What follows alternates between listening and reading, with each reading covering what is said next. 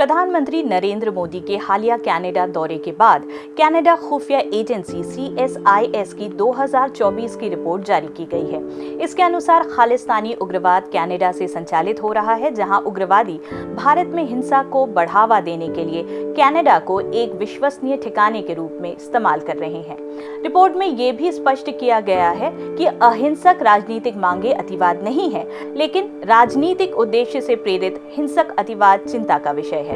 भारत लंबे समय से कनाडा को भारत विरोधी गतिविधियों के लिए एक सुरक्षित जगह मानता आया है।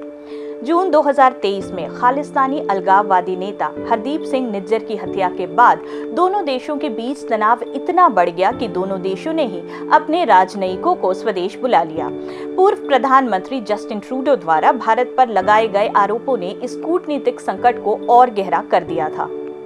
इस रिपोर्ट में मार्च 2024 में शुरू हुई विदेशी हस्तक्षेप पर सार्वजनिक जांच public inquiry into foreign interference PIFI के पहले चरण का भी उल्लेख है।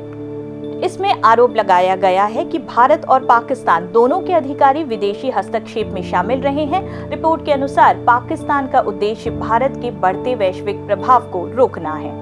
रिपोर्ट भारतीय प्रधानमंत्री नरेंद्र मोदी और कनाडाई प्रधानमंत्री मार्क कार्नी के G7 शिखर सम्मेलन के औपचारिक मुलाकात के बाद जारी की गई। आइए अब एक नजर डालते हैं खालिस्तानी उग्रवाद और इसके संदर्भ में भारत की बढ़ती चिंता पर।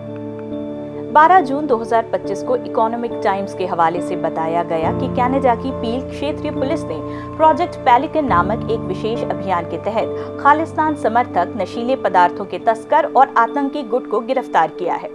इस कार्रवाई को कनाडा के इतिहास की सबसे बड़ी ड्रग बरामदगी बताया गया है, जिसमें 479 किलोग्राम कोकेन जब्त की गई।